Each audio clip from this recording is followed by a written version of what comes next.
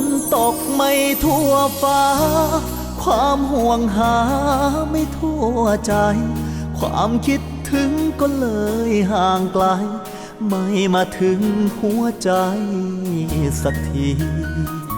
ก็เธอมีคนให้รักให้คิดถึงอยู่มากมาย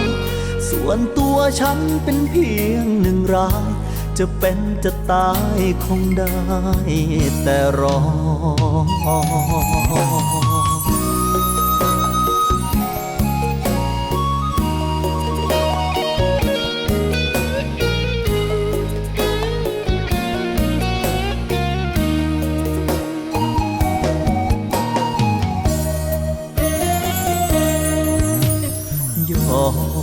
ทนเหงาในมุมนี้เพียงแค่ขอสักเสี้ยวนาทีที่พระจันทร์จะส่องแสงมาเราแค่เพียงเศษดาวบนฟ้าอยู่ลิบมันช่างไกลตาไม่เหมือนดาวที่อยู่ไกลจันทร์อิจฉาคนที่เธอกำลังคิดถึงอิจฉาคนที่เธอกำลังห่วงใยอิจฉาคนที่เขาได้อยู่ใกล้ๆทำไมจึงไม่ปั่นมาทางนี้บ้างฝนตกไม่ทั่วฟ้าความห่วงหาไม่ทั่วใจความคิดถึงก็เลยห่างไกลไม่มาถึงหัวใจสักทีก็เธอมีคนให้รักให้คิดถึงอยู่มากมายส่วนตัวฉันเป็นเพียงหนึ่งรายจะเป็นจะตายคงได้แต่รอ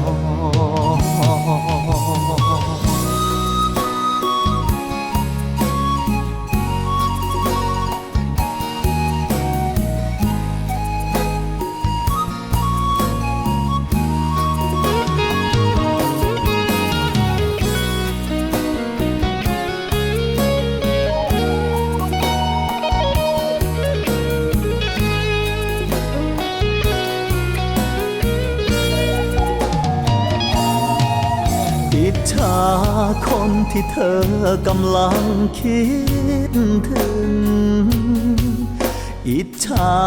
คนที่เธอกำลังห่วงใยอิจฉาคนที่เขาได้อยู่ใกล้ๆทำไมจึงไม่ปั่นมาทางนี้บ้างฝนตกไม่ทั่วฟ้าความห่วงหาไม่ทั่วใจความคิดถึงก็เลยห่างไกลไม่มาถึงหัวใจสักทีก็เธอมีคนให้รักให้คิดถึงอยู่มากมายส่วนตัวฉันเป็นเพียงหนึ่งรายจะเป็นจะตายคงได้แต่รอส่วนตัวฉันเป็นเพียงหนึ่งรายจะเป็นจะตายคงได้แต่รอ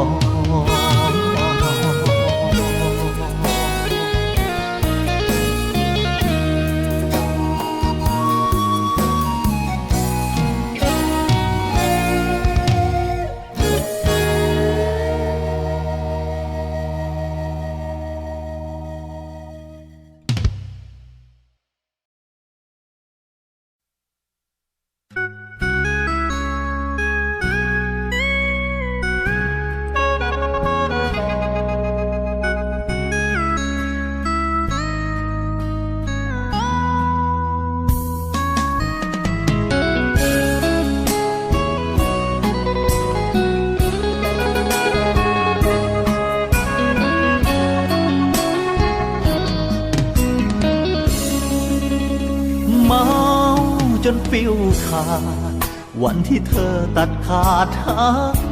เฮาสำลักเหตุผลเน่าคำว่าเราเข้ากันไม่ได้ หมื่นพันเหตุผลที่คนจะหาทางไปสามคำที่เธอฝากไว้ก็คือเจ็บเจียนตายเจ็บเจียนตายเมาจนห้องไห้หยดน้ำตาปนในน้ำเหล้าเมื่อมองดูรูปสองเราก่อนความเหงาเข้าตำหัวใจวันที่คืนคมพัดลมยังไว้อาลัยก้มหน้าและไม่ยอมสายคงเสียใจที่ฉันเจ็บอย่างนี้ขอให้ไปดีซดเหล้าแก้วนี้แด่เธอกับเขาเหตุผลน้ำเข้ากันไม่ได้เลิกใช้เสียทีบนเหมือนคนบ้ากับขวดสุราคือเพื่อนยามนี้ยกเหล้าขึ้นสดอีกทีฟังเจ็บครั้งนี้ไว้กับแก้มสุดท้ายเมาจนฟิวขาดวันที่เธอตัดขาดทักเขาแสงดวงอาทิตย์ยามเช้าปลุกขี้เมาตื่นจากฝันร้าย